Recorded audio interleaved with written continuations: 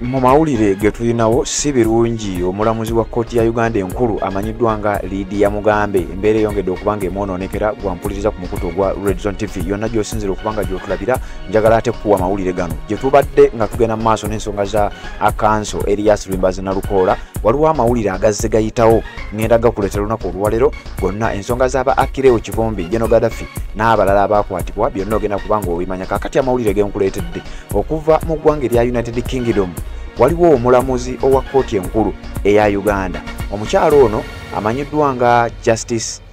Lydia Mugambe era nga mulamuzi wa High Court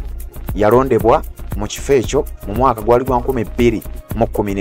nga bwe ngenda okuwa ebimu ku byafaayo bye maaso awo omukyalo ono yagenda mu ggwanga erya Bungereza oggwanga erya United Kingdom okubeera nga asoma engeri gyali mulamuzi yagenda okukola degree ey'okusatu mu mateeka ku university manyiddwa nga Oxford University mu ggwanga erya United Kingdom wabula kigambibwa nti alina omukyala gwe yakukusa n'amujja mu ggwanga erya Uganda n'amutwala amukolera emirimu kyokka nga bwe yatuuka eyo kigambibwa nti abadde tamusasula bulungi nga kiraga nti abadde amukozesa bukozesa mu kye baayise modern day slavery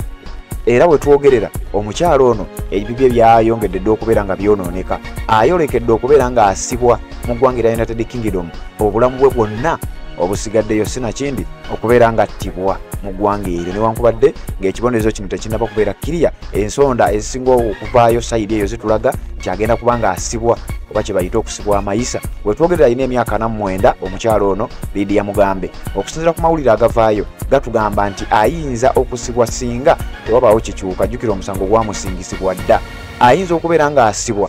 emyaka gye gyonna egisigaddeyo n'aba nga agenda gimala mu kkomera mu ggwanga erya United Kingdom kakati wuliriza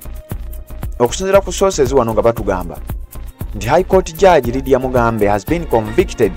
of multiple immigration and modern slavery offences following an investigation by the Oxford Crown Court in the United Kingdom. Court yeno etuula mu ggwanga erya United Kingdom emanyiddwa nga Oxford Crown Court yakola okunoonyereza ku mukyalo ono era ne bakizuula nga yakukusa omuntu n'amuleeta mu ggwanga erya Bungereza n'aba nga yamukozesa emirimu awatali kubeera nga amusasula waliwo akatambi sisobola kubeera nga nkakulaga wabula nga kalaga omukyalo ono nga yeewozaako alaga nti omuntu oli teyamukukusa bukukusa ono nga batugamba Lady Justice Mugambe 49 who was a resident at Line Road Hedlington while pursuing her doctoral studies at Oxford University was found guilty by a unanimous jury of Thursday, March 13th. Ngena kuto mwezi 13 omwezi guno omukyalo ono Lady Justice Lydia Mugambe baamusingisa omusango eyali yagenda ku Oxford University okusoma doctorate mu mateeka kakati we twogerera ng'ebibye si birungi atamanyi mukyalo ono njagala kuwaako ku byafaayo bye bitonotono oba oli awinza okuba nga omutegeera omukyalo ono munnamateeka era yalondebwa okubeera omu ku balamuzi abatuula ku kye tuyita High Court ey'eggwanga erya Uganda yasaavinga wakati w'omwaka gwa 2013 omwezi ogwokutaano paka omwezi ogw'omwenda omwaka gwa 2022 wano batugamba nti yalondebwako nga IGG ng'ennaku z'omwezi 18 omwezi gw'omwenda omwaka gwa 2022 jjukira nkugambye ekifo kiri yakifa mu mwezi gwa mwenda 22 kati nga 18 ogw'omwenda 22 yalondebwako nga IGG Lady Justice Lydia Mugambe Sally subsequently appointed by President Yoweri Kaguta Museveni as Inspector General of Government on 18th September 2020 yalondebwako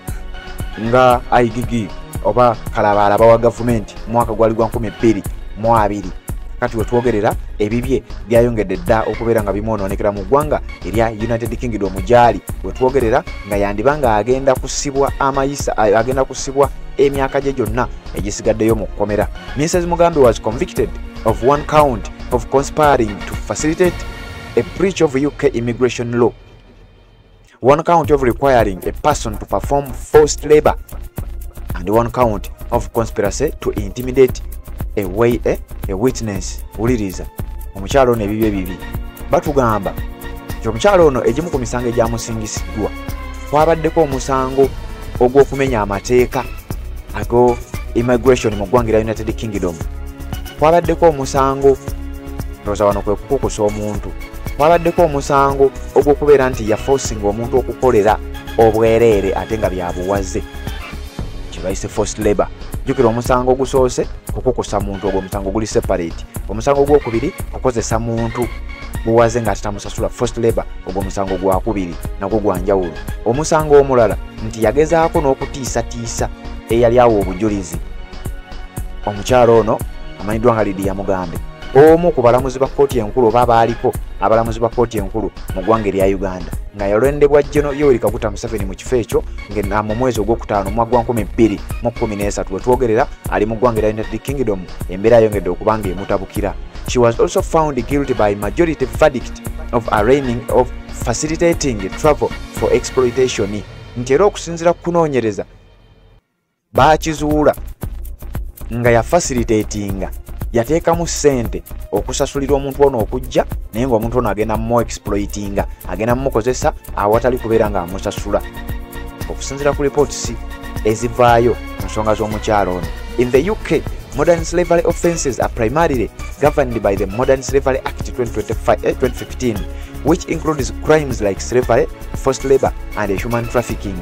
Mu ggwanga erya United Kingdom, omusango ogwa modern slavery omusango guno